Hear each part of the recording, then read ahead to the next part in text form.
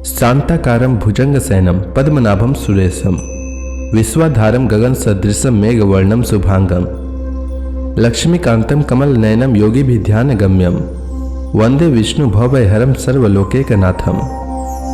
मंगलम भगवान विष्णु मंगलम गरुड़ध्वज मंगलम पुंडरीकाक्ष मंगलाय तनोहरि। ओम नमो भगवते वासुदेवाय। आज का दिन आप सभी के लिए मंगलमय हो। आज मैं अगन मास कथा का 29वां अध्याय सुनाने वाला हूँ। तो आइए सुनते हैं अगन मास की कथा का 29वां अध्याय। वैशंपायन जी आगे कहते हैं, जन्मेजय, समय पर शकुंतला के गर्भ से पुत्र हुआ। वह अत्यंत सुंदर और बचपन में ही बड़ा बलिष्ठ था। महर्षि कनव ने विधि पूर्वक उसके जात कर्म आदि संस्कार किए। उस शिशु के दांत सफेद सफेद और बड़े नुकीले थे, कंधे सिंह के समान थे, दोनों हाथों में चक्र का चिन्ह था तथा सिर बड़ा और ललाट ऊंचा था। वह ऐसा जान पड़ता मानो कोई देव कुमार हो। वह 6 वर्ष की अवस्था में सिंह, बाघ, सूकर और हाथियों को आश्रम के वृक्षों में बांध देता था। कभी उन पर चढ़ता, कभी डांटता तथा कभी उनके साथ खेलता और दौड़ लगाता था। आश्रम वासियों ने उसके द्वारा समस्त हिंसक जंतुओं का दमन होते देख उसका नाम सर्वदमन रख दिया। वह बड़ा विक्रमी, ओजस्वी और बलवान था। बालक के अलौकिक कर्म देखकर महर्षि कनव ने शकुंतला से कहा, अब यह युवराज होने के योग्य हो गया है। फिर उन्होंने अपने शिष्यों को आज्ञा दी कि शकुंतला को पुत्र के साथ उसके पति के घर पहुंचाओ। कन्या का बहुत दिनों तक मायके में रहना कीर्ति, चरित्र और धर्म का घातक है। शिष्यों ने आज्ञानुसार शकुंतला और सर्वदमन को लेकर हस्तिनापुर की यात्रा की। सूचना और स्वीकृति के बाद शकुंतला राज्य सभा में गई। अब ऋषि के शिष्य लौट गए। शकुंतला ने सम्मान पूर्वक निवेदन किया कि राजन, यह आपका पुत्र है, अब इसे आप युवराज बनाइए। इस देवतुल्य कुमार के संबंध में आप अपनी प्रतिज्ञा पूरी कीजिए। शकुंतला की बात सुनकर दुष्यंत ने कहा, अरे दुष्ट तापसी, तू किसकी पत्नी है? मुझे तो कुछ भी स्मरण नहीं है। तेरे साथ धर्म, अर्थ और काम का कोई भी मेरा संबंध नहीं है। तू जा ठहर अथवा जो तेरी मन में आए कर। दुष्यंत की बात सुनकर तपस्विनी शकुंतला बेहोश सी होकर खंभे की तरह निश्चल भाव से खड़ी रह गई। उसकी आंखें लाल हो गई, होठ फड़फड़ाने लगे और वह दृष्टि टेढ़ी करके दुष्यंत की ओर देखने लगी। थोड़ी देर ठहर कर दुख और क्रोध से भरे शकुंतला दुष्यंत से बोली, महाराज, आप जानबूझकर ऐसा क्यों कह रहे हैं कि मैं नहीं जानता? ऐसी बात तो नीच मनुष्य कहते हैं। आपका हृदय इस बात का साक्षी है कि झूठ क्या है और सच क्या है। आप अपनी आत्मा का तिरस्कार मत कीजिए। हृदय पर हाथ रखकर सही सही कहिए। आपका हृदय कुछ और कह रहा है और आप कुछ और। यह तो बहुत बड़ा पाप है। आप ऐसा समझ रहे हैं कि उस समय मैं अकेला था, कोई गवाह नहीं है, परंतु आपको पता नहीं कि परमात्मा सबके हृदय में बैठा है। वह सबके पाप पुण्य जानता है और आप ठीक उसी के पास बैठकर पाप कर रहे हैं। पाप करके यह समझना कि मुझे कोई नहीं देख रहा है, घोर अज्ञान है। देवता और अंतर्यामी परमात्मा भी इन बातों को देखता और जानता है।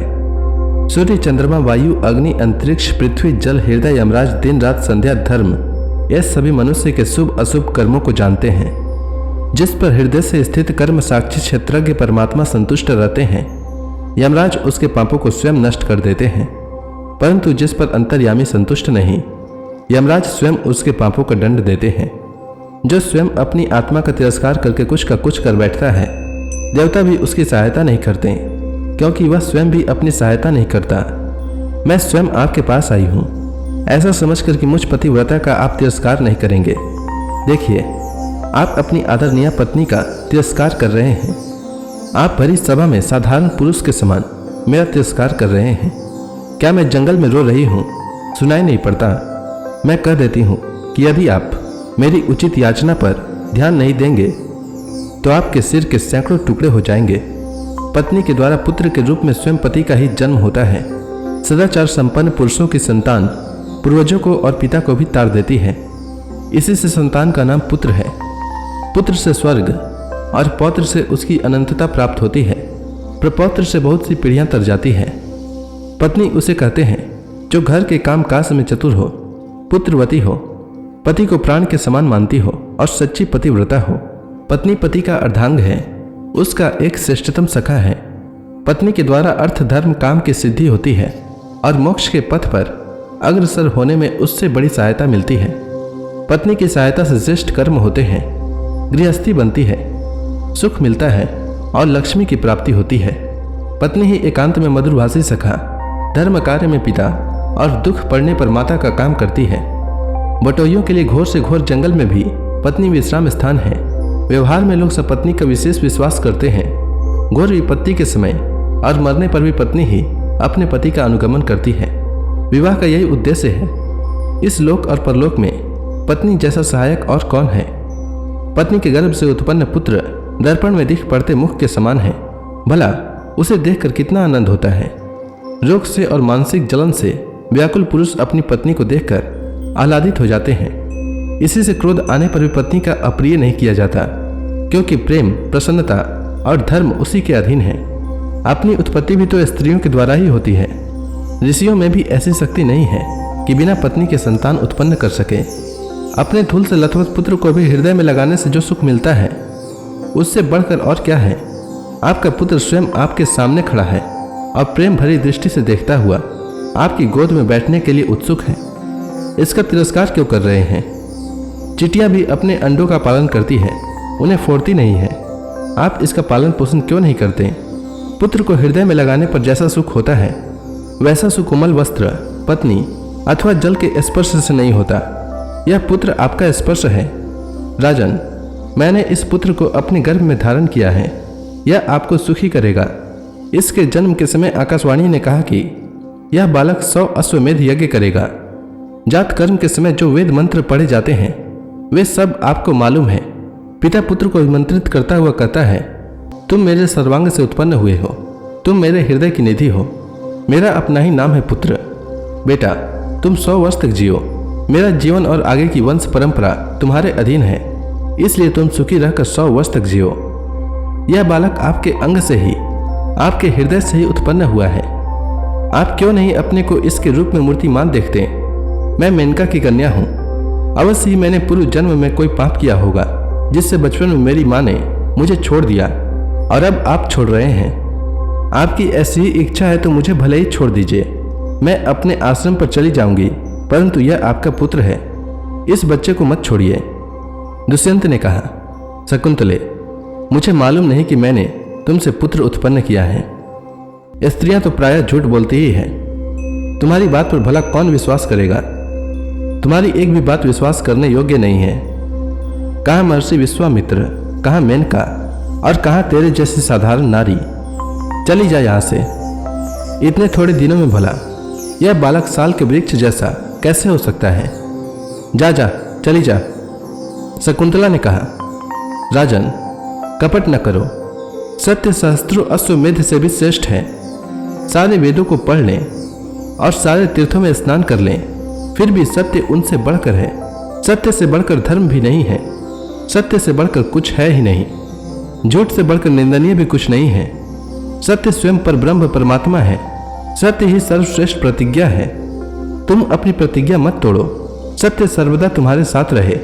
यदि झूठ से ही तुम्हारा प्रेम है और मेरी बात पर विश्वास नहीं करते हो, तो मैं स्वयं चली जाऊंगी।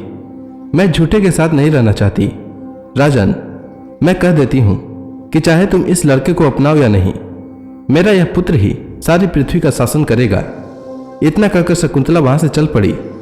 इसी समय ऋत्विज, पुरोहित, आचार्य और मंत्रियों के साथ बैठे हुए दुष्यंत को संबोधित करके आकाशवाणी ने कहा, माता तो केवल भांति के समान है, पुत्र पिता का ही होता है, क्योंकि पिता ही पुत्र के रूप में उत्पन्न होता है। तुम पुत्र का पालन पोषण करो। शकुंतला का अपमान मत करो। अपना औरस पुत्र यमराज के पंजों से छुड़ा लेता है। सचमुच तुम्ही ने इस बालक का गर्भाधान किया था। शकुंतला की बात सर्वथा सत्य है। तुम्हें हमारी आज्ञा मानकर ऐसा करना ही चाहिए। तुम्हारे भरण पोषण के कारण ही इसका नाम भरत होगा। आकाशवाणी सुनकर दुष्यंत आनंद से भर गए। उन्होंने पुरोहित और मंत्रियों से कहा, आप लोग अपने कानों से देवताओं की वाणी सुन ले। मैं भी ठीक ठीक यही जानता और समझता हूं कि यह मेरा पुत्र है। यदि मैं केवल शकुंतला के कहने से ही इसे स्वीकार कर लेता तो सारी प्रजा इस पर संदेह करती और इसका कलंक नहीं छूट पाता। इसी उद्देश्य से प्रेरित होकर मैंने ऐसा दुर्व्यवहार किया है। अब उन्होंने बच्चे को स्वीकार किया और उसके संस्कार कराए। उन्होंने अपने पुत्र का सिर चूमकर उसे छाती से लगा लिया। चारों ओर आनंद की नदी उमड़ आई, जय जयकार होने लगे। दुष्यंत ने धर्म के अनुसार अपनी पत्नी का सत्कार किया और संतावना देते हुए कहा, देवी, मैंने तुम्हारे साथ जो संबंध किया था वह किसी को मालूम नहीं था। अब सब लोग तुम्हें रानी के रूप में स्वीकार कर लें, इसलिए मैंने यह क्रूरता की थी। लोग समझने लगते कि मैंने मोहित होकर तुम्हारी बात स्वीकार कर ली है। लोग मेरे पुत्र के युवराज होने में भी आपत्ति करते हैं। मैंने तुम्हें अत्यंत क्रोधित कर दिया था, इसलिए तुमने प्रणय कोपवश मुझसे जो अप्रिय वाणी कही है उसका मुझे कुछ भी विचार नहीं है। हम दोनों एक दूसरे के प्रिय हैं। इस प्रकार कहकर दुष्यंत ने अपनी प्राण प्रिया को वस्त्र, भोजन आदि से संतुष्ट किया। समय पर भरत का युवराज पद पर अभिषेक हुआ।